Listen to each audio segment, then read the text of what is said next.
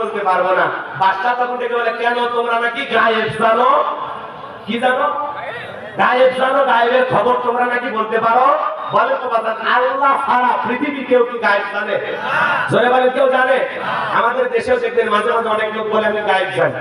যে বলবে আমি গায়েব জানি এর নিয়ে যাবেন অন্ধকার রুমে, আচ্ছা তারা পিটাবে, পিটাবে বলবেন গাড়ি দিয়ে মার দিলাম, কার কাছে বলিস না, বললে ধ্বংস হয়ে যাবে। আল্লাহ ছাড়া পৃথিবীর কেউ গায়েব, এমনকি নবী রাসূলেরাও গায়েব জানতেন না। নবী রাসূলেরা জানতেন ততটুকু, আল্লাহ যতটুকু তাদেরকে জানিয়ে দিতেন। কথা ক্লিয়ার? কথাকে বোঝা যায়? তাহলে কোন ভণ্ড পীর যদি বলে আমি গায়েব জানি, তাহলে কি করা লাগবে? ওর পিটা লাগবে, মায়ের উপর ঔষধ দিতে। ঠিক আছে তো ভাইরা আমার, লম্বা করার কোনো সুযোগ নাই। বাজান আমি গুনাহগার, যে কথা বলতে চাচ্ছিলাম, এইবার বাদশা দেখে বলে 7 দিনের আলটিমেটাম দিলাম, 7 দিনের মধ্যে আমি স্বপ্নে কি দেখেছি সেই কথা বলতে হবে, স্বপ্নের ব্যাখ্যা বলতে হবে। জনগণ ডেকে বলে, বাদশা 7 দিন কেন, 7 বছর সময় দিলেও আপনি স্বপ্নে কি দেখেছেন আমাদের পক্ষে বলা সম্ভব নয়। এইবার জেলার জেলখানাতে করতেছি। আল্লাহ নবী দানিয়েল ডেকে বলে, জেলার এইদিকে আসো, দেখে মনে টেনশনে আছো, ব্যাপারটা কি? সমস্ত ঘটনা খুলে বললেন। আল্লাহ নবী দানিয়েল ডেকে বলে, শোনো, তোমার বাদশা স্বপ্নে কি দেখেছে আর এই স্বপ্নের ব্যাখ্যা কি হবে, দুইটাই আমার জানা আছে। জোরে বল মারহাবা। এইবার জেলা দৌড়ে গেল বাদশার কাছে, যা বলে, বাদশা জেলখানে একটা কয়েদি আছে যে আপনার স্বপ্নের কথাও জানে, স্বপ্নের ব্যাখ্যাও জানে। এইবার বাদশা বলতে না ধরে বলে, বাজান কই, বাজানকে আমার কাছে নিয়ে আসো। খেলা না বাবাজি। এইবার জেলার রায় বলে, বাদশা তোমার ডেকেছে। আল্লাহ নবী দানিয়েল ডেকে বলে, শোনো, আমার 70,000 উম্মতকে গ্রেফতার করা হয়েছে, আমার উম্মতকে বের না করে দেওয়া পর্যন্ত আমি জেলখানা থেকে বের হব না। এইবার জেলার দৌড়ে চলে গেছে বাদশার কাছে, যে আপনার স্বপ্নের কথা জানেন, তার একটা শর্ত আছে, তার 70,000 লোককে আগে ছেড়ে দেওয়া লাগবে। বাদশা বলতে না চলে দেখে বলে, ওই বাজার যদি বলে 70,000 কেন, তামাম পৃথিবীর জেলখানার আসামি ছেড়ে দিতে রাজি। বাজার যা বলে তুমি তাই করো। এইবার আল্লাহ নবী দানিয়েল সাল্লাম তার সমস্ত উম্মতদেরকে জেলখানা থেকে বের করে দেওয়া হলো। নবীদের ভিতরে কতটা সুন্দর আদর্শ ছিল বুঝতে পারতেছেন?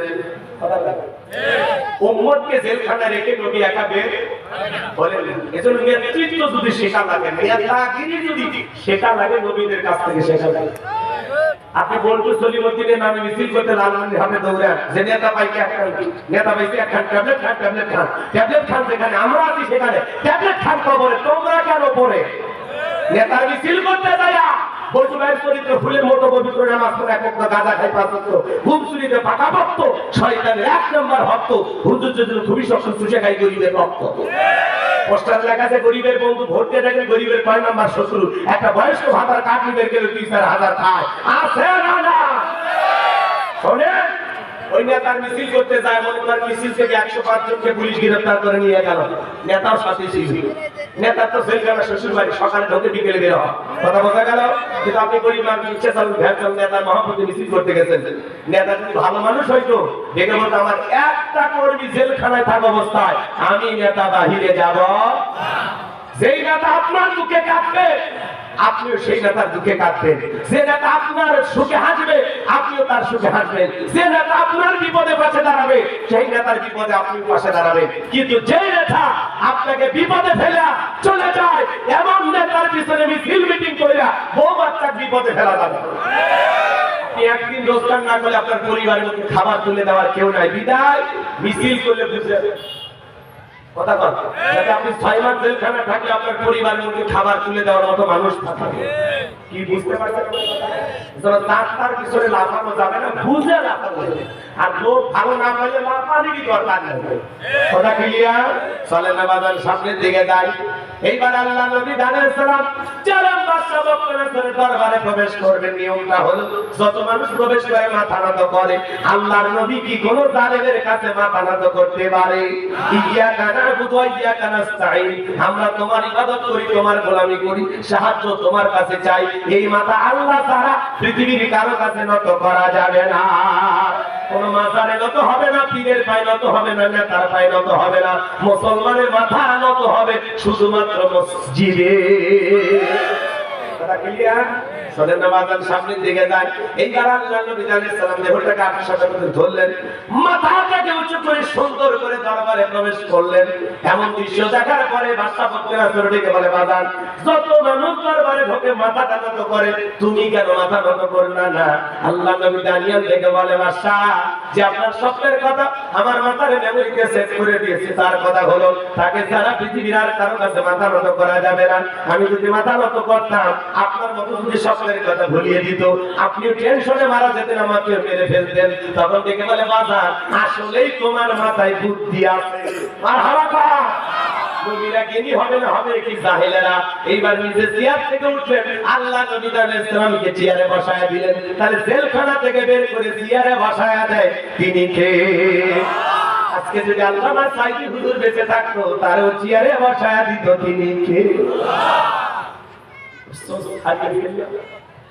কষ্ট হচ্ছে আপনাদের? আল্লাহ নবী আলাইহিস সালাম চেয়ারে বসে গেছে। এইবার বাদশা বলতে রাসূল থেকে বলে বাজান, তাড়াতাড়ি করে বলো আমি স্বপ্নে কি দেখেছিলাম, স্বপ্নের ব্যাখ্যাটা কি হবে? আপনারা কি একটু শুনবেন? কারা কারা একটু হাত তুলে দেখান তো বাজান, লিল্লাহি তাকবীর, হাত তোলা। তাহলে আল্লাহ বলেন তাবারাকাল্লাযী বিয়াদিহিল মুলকু ওয়া হুয়া আলা কুল্লি শাইইন কাদির। মহামান্বিত সেই সত্তা যার হাতে সর্বময় কর্তৃত্ব রাজত্ব পাওয়ার ক্ষমতা, তিনি হলেন সব বিষয়ের উপরে ক্ষমতাবান, তিনি হলেন সর্বশক্তিমান। বলেন আল্লাহু আকবার। আর একটা আয়াত আছে না নাই? আল্লাহ কি বলেন কোরআনে? মনোযোগ দিয়ে শুনেন, কানটা খাড়া করে, খুবই গুরুত্বপূর্ণ মেসেজ আছে আয়াতের ভিতরে। আল্লাহ তাআলা বলেন আল্লাযী খালাকাল মাউতা ওয়াল হায়াতা লিয়াবলুয়াকুম আইয়ুকুম আহসানু আমালা ওয়া হুয়াল আজিজুল গফুর। আমার আল্লাহ রাব্বুল আলামিন বলেন আল্লাযী খলাকাল মাউতা ওয়াল হায়াতা, যিনি সৃষ্টি করেছেন মৃত্যু আর জীবন, মৃত্যুকে জীবিত করার ক্ষমতা কার? পৃথিবীর সমস্ত নেতারা একত্রিত হয়ে একটা মৃত শরীফ ওসমানকে কি জীবিত করার ক্ষমতা আছে? ওদের মারার ক্ষমতা আছে, কিন্তু জীবিত করার ক্ষমতা নাই। কথা বলে আর মৃত্যুকে জীবিত করার ক্ষমতা কার? তাহলে বাহাদুরি করে লাভ নাই। পৃথিবীর সব নেতা একত্রিত হয়ে ওদের যত আপডেট অস্ত্র আছে, যত ধরনের বোমা আছে, গুলি আছে, সব যদি আকাশের দিকে নিক্ষেপ করে, এক ফোঁটা আসমান থেকে বৃষ্টি আনার ক্ষমতা পৃথিবীর কোন নেতার আছে? ওদের যত অস্ত্র আছে, জমিনের ভিতরে গুলি বর্ষণ করে একটা আলু বের করার ক্ষমতা আছে? তাহলে বলেন ক্ষমতা কার? বলে সব ভুয়া ভুয়া ভুয়া ভুয়া। কথা কার? ক্ষমতা আছে, জনগণ সালাম দেয়, পুলিশ সালাম দেয়। ক্ষমতা নাই, রাস্তা রিক্সাওয়ালাও টাইম দেবে না। কথা ক্লিয়ার?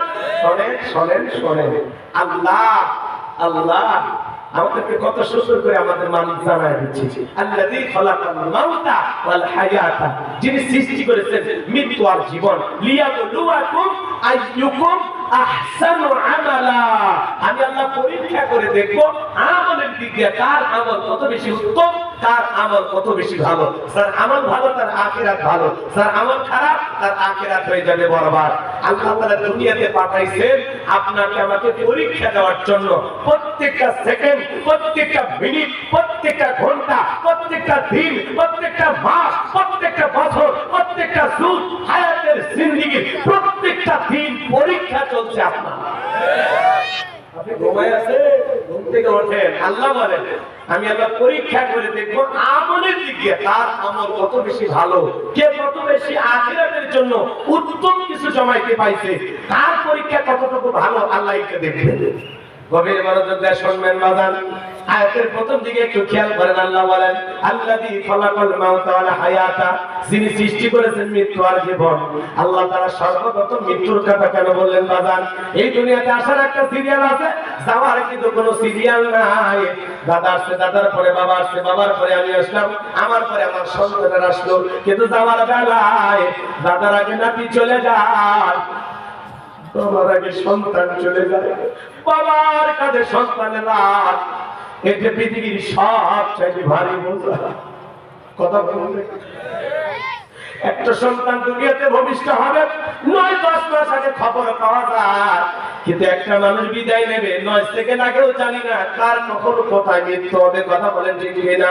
কুল্লু নাফসিন যায়কাতুল মাউত, প্রত্যেক প্রাণীকে মৃত্যুর স্বাদ গ্রহণ করা লাগবে। এই স্বাদ হলো দুই প্রকারের, মিষ্টি খাইলে যেমন মিঠা লাগে, নিম পাতা খাইলে যেমন তিতা লাগে। যারা ঈমানদার আল্লাহর প্রিয় গোলাম নেককার বান্দা, তাদের মৃত্যুটা বড় মিঠা। মায়ের কোলে একটা শিশু দুধ পান করতে করতে যেমন ঘুমের মধ্যে চলে যায়, যারা ঈমানদার তারা তেমনি ভাবে বিদায় নেবে, টেরও পাবে না। বলুন সুবহানাল্লাহ। কিন্তু যারা না পারমান আল্লাহর অবাধ্য গোলাম, যারা বলে খাওয়া ফুর্তি করে দুনিয়াটা মস্ত বড়, দুনিয়ার আর তামাশায় যারা মেতেছিল, শয়তানের ধোঁকায় পড়ে যারা মিসগাইড হয়েছিল, পথভ্রষ্ট হয়েছিল, তাদের মৃত্যুর সময় দেখেন না কত মানুষ পেশাব পায়খানা করে দেয়, কত মানুষ দেখেন না বাজার মৃত্যুর 6 মাস পূর্বে জবানটা বন্ধ হয়ে যায়, কথা বলার শক্তি থাকে না। সন্তানকে শরবত বানাইয়া চামচ দিয়া মুখের মধ্যে তুলে দেয়, গাল শিখে শরবত বলে যায়, শরবত খাওয়ার শক্তি থাকে না। কথা বলে ঠিক না? কত মানুষ চোখগুলো বড় বড় করে, ওই যে ধরতে আসছে, ওই তো ধরতে আসছে, হুদাস করতে করতে মারা গেল, খালে মাও ভরতে পারলো না। কত মানুষ দেখেন না বাজান গালি দিতে দিতে মারা যায়, কত মানুষ মদ পান করতে করতে মারা যায়, কত যুবক পিকনিকের নামে লাসালাসি করতে গিয়ে মারা যায়। হে ভাই, কার কখন মৃত্যু হবে, কিভাবে দুনিয়া থেকে আমরা বিদায় নেব, কেউ জানে না। এই জীবনে বাজান গো আমার, যত ধর্মের মানুষ এই পৃথিবীতে বসবাস করে সবাই বিশ্বাস করে মৃত্যু এটা চিরন্তন সত্য কথা। সব ধর্মের মানুষ বিশ্বাস করে জন্ম হয়েছে মৃত্যু একদিন হবে, বেঁচে আছি এটাই অস্বাভাবিক, মৃত্যু হবে এটাই স্বাভাবিক। হায়াতের জিন্দেগিতে কে কখন মারা যাব এই তারিখটা কিন্তু ফিক্স করা আছে বাজান, মৃত্যুর তারিখটা নির্ধারিত, কিন্তু আপনি আমি জানি না। এরপর যুবকরা, মৃত্যু বড় কঠিন, মৃত্যু বড় ভয়ঙ্কর। আল্লাহ নবী ইদ্রিস আলাইহিস সালামকে জিজ্ঞাসা করা হলো, আল্লাহ নবী ইদ্রিস, মৃত্যুর যন্ত্রণা আপনার কাছে কেমন মনে হয়েছে? ইদ্রিস আলাইহিস সালাম ডেকে বলেন, জ্যান্ত ছাগলের গা থেকে চামড়া খসাইলে ছাগলের যেমন কষ্টকর, মৃত্যুর যন্ত্রণা আমার কাছে তেমনি কষ্টকর মনে হয়। একটা নবীর কাছে যদি মৃত্যুর যন্ত্রণা এমন মনে হয়, আপনার আমার মৃত্যুর যন্ত্রণাটা কতটা ভয়ঙ্কর হতে পারে একটু চিন্তা করা দরকার আছে না নয়? নবীজি আমার অসুস্থ ইন্তেকালের সময়, নবীজির অসুস্থতা দেখে ফাতেমা বদলে চোখের পানি ছেড়ে দিয়ে কান্না করতেছে। নবী আমার দেখে বলে, মা ফাতেমা, তোর চোখের পানি আমার সহ্য হয় না, মা আয় আয় আয়, তোর কানটা আমার মুখের কাছে লাগায় দি। নবীজি কি যেন বললেন, হযরতে ফাতেমার কান্না বন্ধ হয়ে গেল। আম্মা জান আয়েশা জিজ্ঞাসা করে, ও আমার মেয়ে ফাতেমা, তোমার আব্বা জান কি এমন বলল মা, যার কারণে তোমার কান্নাটা বন্ধ হয়ে গেল? হযরতে ফাতেমা ডেকে বলে, মা, আমার আব্বা জান আমারে বলেছেন বাবার ইন্তেকালের পরে সর্বপ্রথম বাবার সাথে আমার সাক্ষাৎ হবে। আমি বুঝে গেছি মা, বাবার ইন্তিকালের পরে বেশি দিন দুনিয়াতে আমাকে বেঁচে থাকা লাগবে না। নবীর ইন্তিকালের 5 থেকে 6 মাসের ব্যবধানে ফাতেমাও বিদায় নিয়েছিলেন। লম্বা ঘটনা ওই দিকে আমি বলতে চাচ্ছি না বাজান, আমি যে কথা বলতে চাচ্ছিলাম, আসমান থেকে জিবরাইল এসে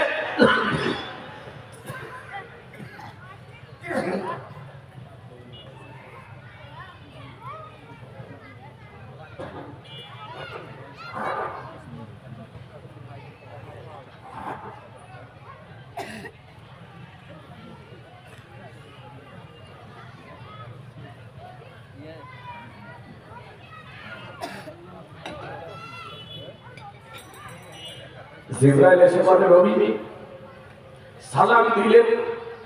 সালাম বিনিময় পরে ডেকে বলে, নবী আল্লাহ তাআলা আপনার শরীরের অবস্থাটা কেমন জানতে চেয়েছেন। নবী বলে, জিবরাইল আগের চাইতে অনেকটা ভালো আছি। কিছুক্ষণ পরে আবার জিবরাইল আসলেন আর ডেকে বলে, নবী আসমান থেকে আমি একা আসি নাই, আর একজন ফেরেশতা এসেছেন যার নাম মালাকুল মউত। পৃথিবীর কারো বাড়িতে ঢোকার পারমিশন লাগে না গো নবী, আপনার অনুমতির অপেক্ষায় দাঁড়িয়ে আছেন। নবীকে অনুমতি দিলেন, মালাকুল মউত প্রবেশ করে নবীকে সালাম দিলেন, আসসালামু আলাইকুম ইয়া রাসূলুল্লাহ ইয়া হাবিবাল্লাহ হুজুর। নবী সালামের জবাব দিলেন। মালাকুল মউত থেকে বলে, নবী আপনি যদি অনুমতি দেন তাহলে আপনার রূহটা আমি বের করব, আর আপনি অনুমতি না দিলে আমার আল্লাহ বলেছেন এক মুহূর্ত দেরি করবি না, যতদিন মনে চায় আমার বন্ধু ততদিন দুনিয়ায় থাকবে। খবরদার আমার বন্ধুর সাথে কোনো বেয়াদবি করবি না। আমার নবী ডেকে বলে মালাকুল মউত, আর কি তাহলে কোনোদিন আসবা না? এদিকে জিবরাইল বলে নবী আল্লাহ তাআলা আপনার দিদারের ইন্তজাম করতেছেন। আমার নবী বলে মালাকুল মউত, আর কি কোনোদিন আসবা না? মালাকুল মউত ডেকে বলে নবী জীবন যেহেতু আছে, মৃত্যুর স্বাদ একদিন আপনাকেও ভোগ করতেই হবে। নবী তখন ডেকে বলে ও মালাকুল মউত, আর আসতে হবে না, তাহলে তুমি তোমার দায়িত্ব পালন করতে পারো। নবী যখন অনুমতি দিলেন, নবীজির রূহটা বের করার জন্য নবীজির বুকের উপরে যখন হাত রেখে দিয়েছেন, নবীজি অঝরে চোখের পানি ছেড়ে দিয়ে কান্না করতে লাগলেন। আর ডেকে বলে মালাকুল মউত, আজরাইল রে, তাড়াতাড়ি বুকের উপর থেকে হাতটা সরায় নাও, আমি নবী আর সহ্য করতে পারি না। মালাকুল মউত হাতটা সরায় নিলেন। নবী তখন ডেকে বলে মালাকুল মউত, এই যে হয় মৃত্যুর যন্ত্রণা, আমার উম্মতেরা তো সহ্য করতে পারবেন না। কেমন নবী পাইছি মৃত্যুর আগে উম্মতের কথা বলে না। আল্লাহু আকবার। এ মালাকুল মউত কথা দে, আমার উম্মতকে কষ্ট দিবি না। মালাকুল মউত ডেকে বলে নবী বিশ্বাস করেন গো নবী, এই পৃথিবীর সবচাইতে কম কষ্ট দিয়া আপনার রূহটা আমি বের করতেছি। আমার আল্লাহ আমাকে বারবার বলেছেন মালাকুল মউত, আজকে এমন একজন মানুষের কাছে যাবি রে, যেই মানুষটাকে আমি আল্লাহ বড় বেশি ভালোবাসি। খবরদার এ মালাকুল মউত, খবরদার আমার বন্ধুর যেন কষ্ট না হয়। বিশ্বাস করেন গো নবী, দুনিয়ার সব চাইতে কম কষ্টে আপনার রূহটা আমি বের করতেছি। আমার নবী বলে মালাকুল মউত, এই যদি হয় পৃথিবীর সব চাইতে কম কষ্ট, আমার উম্মতেরা সহ্য করতে পারবে না। আমার কথা দে, আমার উম্মতকে তুমি কষ্ট দিবা না।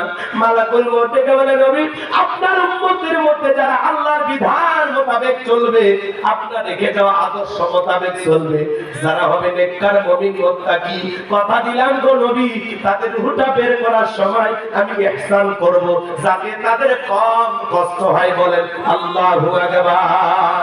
এইবার দ্বিতীয়বার রূহটা বের করার জন্য হাত রেখে দিয়েছে।